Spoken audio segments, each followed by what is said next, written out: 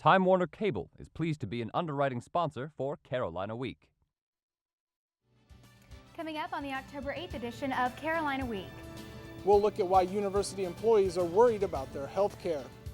We'll see if students have really done their homework for November 4th. In sports, Celebrate good times, come on!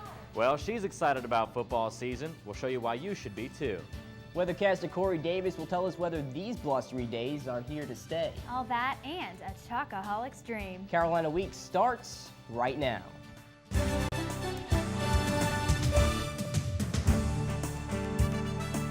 From the James F. Goodman Studio in the School of Journalism and Mass Communication at the University of North Carolina at Chapel Hill, connecting campus and community, this is Carolina Week. Hello and welcome to the Wednesday edition of Carolina Week. I'm Carly Swain. And I'm Jason Kahn. Thanks for joining us. The financial stability of a program providing health care benefits for state employees could be in jeopardy. Josh Ellis joins us from the newsroom. Josh, what problems are we experiencing with this insurance plan? A recent proposal from the top administrator of the state health plan could soon be putting a dent in the pockets of state employees. The plan is projected to fall short $260 million this year alone, and now state lawmakers will have to decide who's going to foot the bill. Brand is one of nearly 650,000 current and former state employees who rely on insurance coverage by the state health plan. Budget overruns have officials looking for solutions, including a 33% increase in dependent premiums. To have something increase in 33% when your wage doesn't increase but 3%, there's something wrong with that picture, Now, currently, state employees don't have to pay the cost of their own health insurance, but the proposed change would raise the average cost of insuring a family of 4 from $470 to $650 a month. Cost of fuel and everything like that going up, and the state's, not caught up to outside wages as it is, that make it hard on somebody, with 3 or 4 kids. Senate Majority Leader Tony Rand says lawmakers don't want to raise premiums unless it's absolutely necessary because it could force healthier people out of the plan. They can go buy it more cheaply elsewhere, which means the only ones left will be the ones with pre-existing conditions that can't buy it elsewhere, so our pool gets sicker. In addition, state health plan administrators are asking for as much as $300 million in taxpayer money to keep the plan running. In the meantime, Chuck is hoping lawmakers will hammer out a deal that doesn't put such a strain on his family budget. Now, the proposed change wouldn't actually take place until October 1st of next year, and the legislature will also have to give approval. Now, Josh, what are the chances in a perfect world that lawmakers will be okay with this rate hike? Well, both House and Senate leadership don't want to pass the cost on to state employees, but the reality is we are in tough economic times, and that means shorter tax revenue. So the reality is that state employees are probably going to have to pick up a portion of the tab. That's Josh Ellis reporting from the newsroom. Thanks, Josh. Election Day is less than a month away, and there's a tight race in North Carolina between Elizabeth Dole and Kay Hagan for the U.S. Senate. Recent polls show that the two are in a statistical dead heat. The main political focus on campus has been getting students to register to vote and campaigning for the presidential election.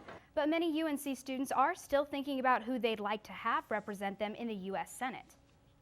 Voting for Kay Hagan for the U.S. Senate race, I'm really impressed with the job she's done as a legislator in Raleigh. She's been one of our senators for 10 years, which is, I think really impressive. I'm voting for Elizabeth Dole, mainly because I'm an entrepreneurship minor and she is on the committee for small business and entrepreneurship in the Senate, and I feel as though she has the best grasp on small businesses. Both candidates will be speaking in Raleigh this Friday. Faith and politics, two topics that seem to go together more these days with the election around the corner. Carolina Week's Kate Howard looks at the intersection of church and state. Meet Don Miller. His book, Blue Like Jazz, is a New York Times bestseller. Miller is a Christian, and he's on the train for the Obama campaign. I'm here because this candidate is a believer, this candidate has great ideas, this candidate is going to be very good for the world, and this candidate is going to be very good for some of the values that I think are important. He says the faith community has become somewhat blinded. Republicans don't really have to give evangelicals anything anymore. They just have to say a couple things. One, I'm a Christian, and then you can say that I'm pro-life. And then that's it. And you get millions and millions of votes. College Republican Taylor Holgate says faith is important, and she's for McCain. We've never had a candidate deny the existence of God and be successful, and Obama and McCain are both Christian, and I don't think that plays a huge role because it's the same, so it's not really distinguishing either one of them. And she's right. And my mom is a diehard Republican because she's a Christian. And I'm diehard Barack Obama backer because I'm a Christian. So, faith and politics can mix. In Chapel Hill, I'm Kate Howard, Carolina Week. According to a Rasmussen poll at the end of August, McCain was ahead 58 to Obama's 32 among evangelicals. With a little more than a week until early voting begins, young Democrats and college Republicans are working hard to encourage students to register to vote. This week, the college Republicans met to boost voter registration, while young Democrats changed their normal meeting day so they could watch the presidential debate. Members of both organizations are confident in their candidates after seeing the Tuesday night debate.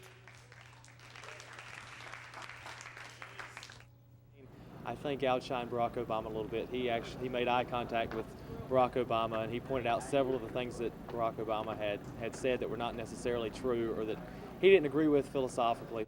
You know, obviously I think Senator Obama did a good job, a better job, because he spoke more specifically about the real big policy changes that this country needs with respect to energy, with respect to health care, and with respect to changing our foreign policy. Early voting begins October 16th at Moorhead Planetarium. There's been a big push to encourage people to vote, but there's also some controversy about how people should vote. North Carolina is one of 26 states that allows no excuse absentee voting. But some people are concerned that absentee ballots could be unreliable or increase fraud. To vote absentee, you still have to be a registered voter and check your name off a list, so you can't vote twice. Political scientists say absentee voting increases voter turnout and doesn't lead to problems such as fraud any more that day of voting does. A recent downturn in the economy has some saying this election might come down to a swing vote, specifically the Latino vote. As the Latino community continues to grow, its political pull grows too. According to the Pew Hispanic Center, the top 5 Latino issues are education, healthcare, the economy, crime, and immigration. Multicultural Programs Coordinator Yosemel Perez says Latino voters are educating themselves about important issues such as education and jobs. More informed. They're looking at some of the same issues that all communities are looking at: education, healthcare. Latino voters' registration is up 14% with 1 million new registered voters since the 2004 election. Only citizens are allowed to vote, and there's a new test for people who want to become naturalized. Gervais Hagerty joins us now. She's reporting live from the studio. Gervais, what can you tell us about the changes to the citizenship test? Well, Carly, what they did was they didn't make the test any harder. They said they just made it more conceptual. So I went to the pit to test that theory out. Take a look. Who is the current vice president? Dick Cheney. It's Richard Cheney. Dick Cheney. How many U.S. senators are there? 100. There are 100. 25. 100. 500. How many amendments does the Constitution have? 10. 25. 26 amendments. And when is the next election for the president? November. Are you talking about North Carolina? November the 4th. That would be in November. Okay, well, so I thought I asked some pretty easy questions. There's some tough ones in there too, but I was pretty surprised at some of the answers. But to be fair to those guys, I did put them on the spot. So now I've got a question for you, Carly. Why are there 13 stripes on the American flag? I think that's because it's supposed to symbolize the original 13 colonies. Is that right? Yeah, it is. Good job. So you'd have to pass 5 more. You have to get 5 more right to pass the test. So I've got another one for you, and this is the one they couldn't answer earlier. How many amendments have been made to the Constitution? I believe there's 27 amendments, but if you want to know and make sure you've got that right or take the test yourself, visit our website, carolinaweek.org. Thank you to Gervais Hagerty for that live report. Well, he's not even officially the chancellor yet. He's not, but he's already recruiting for us. Coming up, we'll tell you why Chancellor Thorpe has been what he's been up to at his old stomping grounds.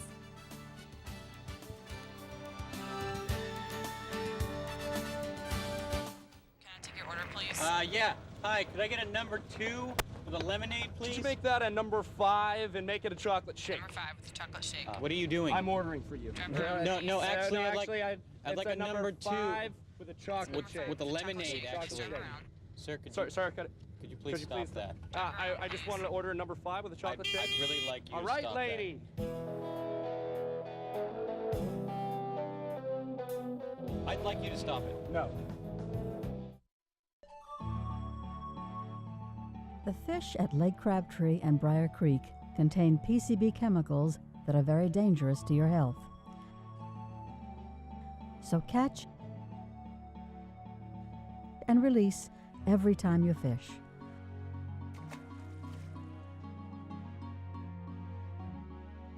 For more information, call 919-707-5900 or check the webpage. Chancellor Holden Thorpe is back after a whirlwind tour taking the Carolina message across the Tar Heel State. He made 18 stops in 6 days. Along the way, Thorpe talked to a number of high school students about the benefits of being a Carolina student. The Chancellor's last stop was Fayetteville, where he visited Terry Sanford High School, the place he graduated from in 1982. He started by testing the students with a little UNC trivia and passed out Carolina t-shirts. The students gave Thorpe a t-shirt for coming to visit, but this one was Bulldog Blue. Thank you, and go Bulldogs! Thorpe spoke about all the opportunities incoming students have. And I hope you're interested in a place that is committed to making our campus a community where all the students are working together to enhance their academic life. If you ever want to know exactly what's on the Chancellor's mind, he'll tell you in his own words. Chancellor Thorpe has launched his new online blog site. Students can log on to the webpage to get a more detailed look at the daily life of our university's leader. The blog chronicles his statewide tour and shares his thoughts, ideas, and plans for the university. Viewers are welcome to post their own comments about blog entries. Thorpe hopes the blog will allow him to connect with students as he begins his tenure as Chancellor. And the Chancellor's schedule won't slow down much. He's preparing for his official induction as the leader of our campus. That happens during University Day ceremonies on October 12th. Blogging is one of the newer ways of sharing news and information, and all the changes in the media have some people worried about the future of news. That was the subject of a panel discussion Tuesday evening in Carroll Hall, including professors, newspaper editors, and veteran journalists. The biggest issue is how will we get our news in the future, and what sort of economic model media companies can follow to keep them afloat. And whether today or one change people won't allow is a lack of outlets for news. We just don't know which form those outlets will take. Flu season is almost upon us, and Campus Health Services is recommending that all UNC students get flu shots. You have 4 chances to visit a clinic, and the first is on Tuesday, October 14th at the Carolina Union. You have to make an appointment in advance, and the cost is $22. Flu season is typically between January and February, but officials recommend that you get immunized at least 3 weeks in advance. Director of Nursing for Campus Health Services, Carol Kuzel, says getting the flu can wreck your semester. Certainly, one day out of a class is problematic, but to be out 4 to 5 and even more made it very hard for students to get back into the academic studies. And you can find the full list of the flu shot clinic dates and locations on our website, carolinaweek.org. And we're hoping that flu season isn't upon us quite so quickly. With this fluctuating temperature, though, that kind of lowers your immune system. So weathercaster Corey Davis is here to tell us, can we expect a lot of fluctuation? Well, absolutely we can. We're expecting rain to begin over the next few days, but fortunately by the weekend we'll see a nice warm up in temperatures, getting back to those fall-like great weather conditions that we're used to by now. I'll have your forecast in just a minute.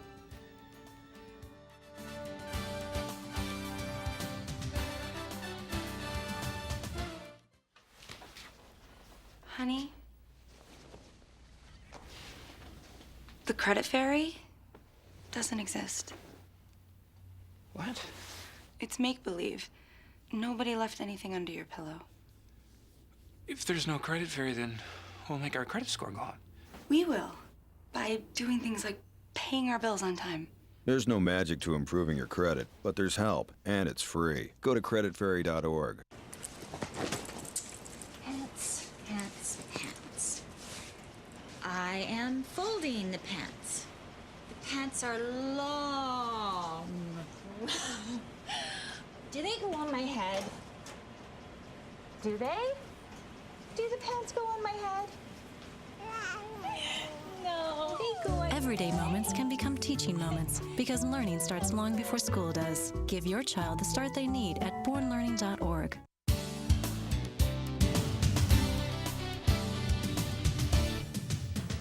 Welcome back to Carolina Week. I'm forecaster Corey Davis, and we've been enjoying those really beautiful fall-like temperatures lately because we are staying sunny, for now that is. There's a change coming though. As rain is on the way, it could be here as early as tonight, and it will influence our weather over the next few days. Fortunately, that rain should be gone to give us a weekend warm-up and a chance to dry out for this weekend. I'll have your full forecast in just a minute, but first let's take a look at the national map. You see there's a very organized storm system right now, and it is pushing toward the east. It is bringing rain in the north and even some thunderstorms along the Gulf Coast. Fortunately, all the storm activity should stay to our south. However, if we zoom into North Carolina right now, you'll see that rain has already begun back in the mountains, and it's currently encroaching on the Piedmont Triad. Here in the Triangle today, we have had some cloud cover moving in from the southwest, and if the clouds look a little ominous, that's because the rain really isn't that far away. We're expecting rain to begin in the form of some light showers tonight. Continuing overnight and through the day tomorrow, we should see scattered showers across the Triangle, including here in Chapel Hill. Well, if we look at the surface map, you see that there's 3 weather systems that have been or will be influencing our weather. First, this high pressure system off the coast is what kept us clear over the past few days as it brought in nice warm air from the southeast. However, currently we're keeping an eye on this low pressure system and the associated cold front. As it pushes in our direction, it's what should bring us the rain over the next few days. And behind this system, there's a high pressure system out over the Midwest. It should help push this low off the coast, and by the weekend, high pressure will take control here over the Carolinas, giving us nice, warm, and clearer weather. So what can you expect this weekend? Well, first, if you're headed off to Kenan Stadium, you should see a good game as the newly ranked Tar Heels take on Notre Dame in a battle on Saturday afternoon. You can expect great weather for this game also, mostly cloudy skies, temperatures falling from the mid-70s down through the upper 60s. So great t-shirt weather for this one, and no need to bring an umbrella either because the rain should be out of the way by Saturday afternoon. So what if you're going to the mountains this weekend, maybe to check out the leaves changing? Well, you can expect partly cloudy skies, temperatures almost at 70 degrees for the daytime highs. However, lows a little bit chilly overnight, so be sure to pack a sweater or a light jacket if you're headed to the mountains. At the beaches, though, expect rain to be tapering off by Saturday morning. Sunday, you'll have partly cloudy skies at the beach with temperatures in the mid to upper 70s. That's great beach weather, however, maybe a little bit too cool to be in the water for this time of year. And if you're sticking around the Triangle this weekend, here's what you can expect. Again, we'll be dealing with those showers off and on tomorrow, including tomorrow night. After that, we'll see a nice warm-up by the weekend, getting up to almost 80 degrees again. The daytime highs will be upwards of 77 degrees by Sunday. Partly cloudy skies, but the overnight lows will be a little cool. But guys, really this is the kind of weather we expect for this time of year, and it's the most beautiful weather all year, I think. Well, I think my personal favorite season is fall, so I don't mind a little rain, I don't mind a little temperature fluctuation. How about you? Absolutely. Well, I'm actually a summer guy, but thanks very much, Corey, for bringing us the weather today. Really appreciate it. Durham and Chapel Hill are best known for 2 universities and their rivalry in basketball. They are, but many think that food, not athletics, is the area's most important asset. Reporter Sarah LaTrent has more. Durham Chapel Hill earned the title of America's foodiest small town in the October issue of Bon Appetit magazine. Stuart and Alice White are 2 farmers whose story comes to life in the article. They own and run Bluebird Meadows, a sustainable 30-acre farm just north of Durham. They pick purple long beans and hoe carrots to bring to the Durham Farmers Market every Saturday morning. Alice loves coming out to the market with her husband to share the fruits and vegetables of their labors. Oh, it's the most rewarding feeling ever, I think. Just going out, we can go pick our dinner right before we eat it, and that's as fresh as you can possibly get. The Farmers Market is a place where farmers and chefs mingle and where fresh local ingredients are available to everyone. Phoebe Lawless sells homemade sweet and savory pies at her Scratch Artisan Baking booth. She gets all her ingredients from other market vendors. Her peanut pie recipe is also featured in the Bon Appetit article. Lawless explains why Durham Chapel Hill is more than America's foodiest small town, it's America's foodiest small community.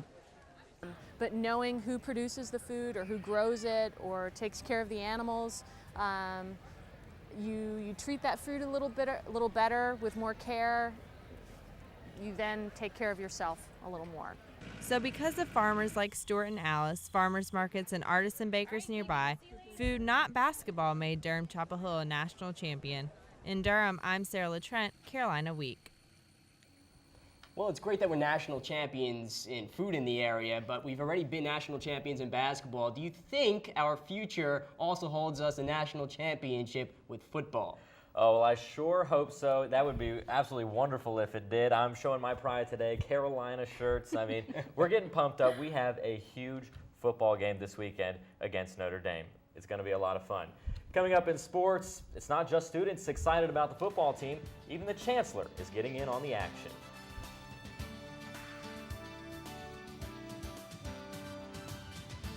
My last name's a football. Then I could just be Chancellor Football. And the Chancellor can pay them.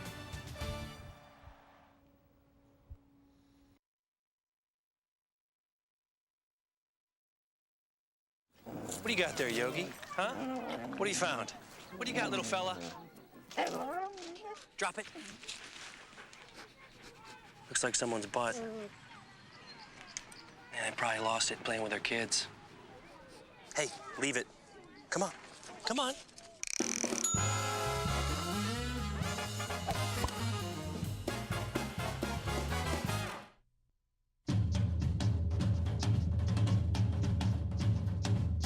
You taught him how to hit a baseball, how to hit a receiver, the strike zone, a 9-iron, the net. Even taught him how to hit the open man. But how much time have you spent teaching him what not to hit?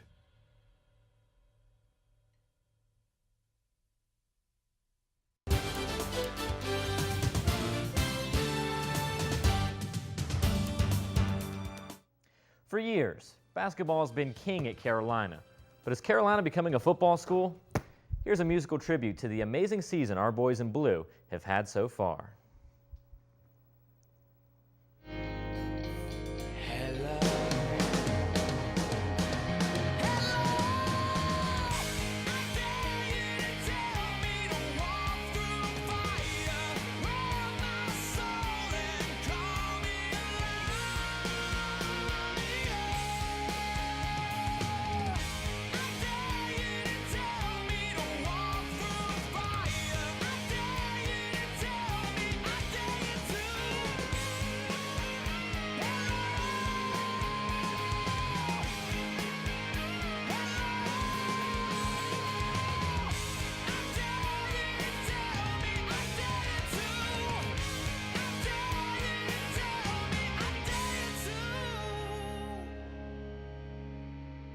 Oh, I could watch those highlights all day long. And being 4-1 is great.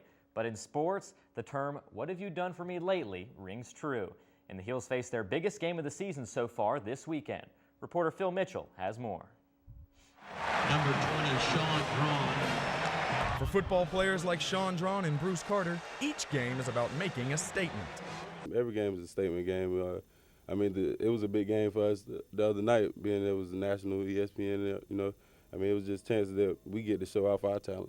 You know, we're trying to make a name for ourselves. Hopefully we make some noise and, you know, people start recognizing that North Carolina is, you know, a real deal. The Heels' dominant win over UConn carried the team into the top 25 for the first time since 2001. The team is excited about the recognition overall, but knows it must stay focused. It's nice. I mean, I'm not going to deny that. I mean, I think certainly everybody likes the fact that there is some recognition for the hard work and the things that we're doing, the direction of the program. But as far as, you know, its significance right now, it really doesn't have much.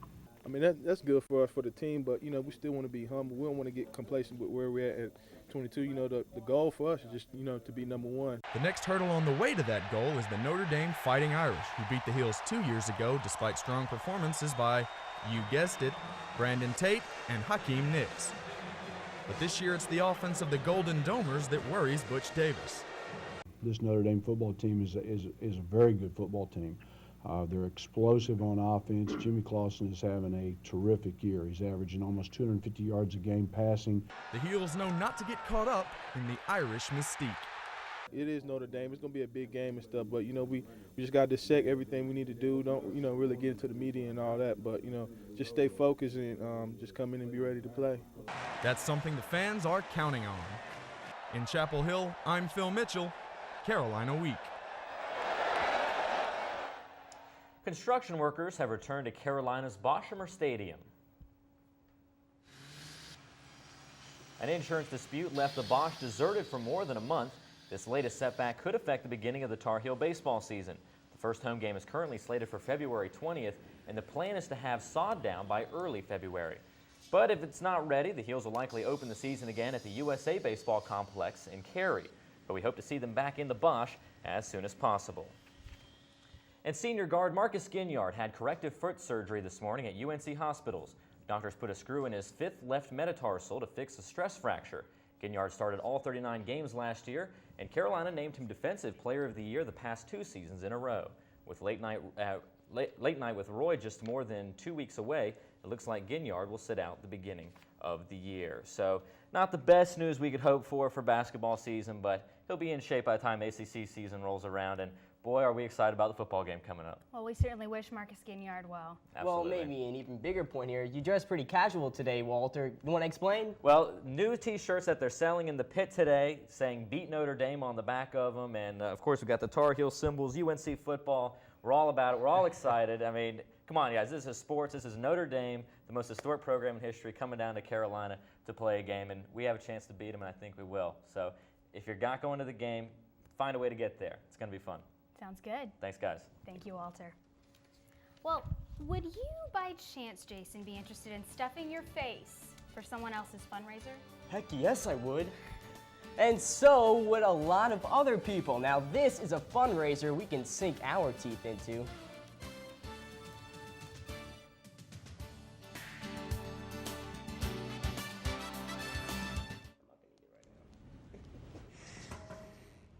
My name is David, and in 8 years, I'll be an alcoholic.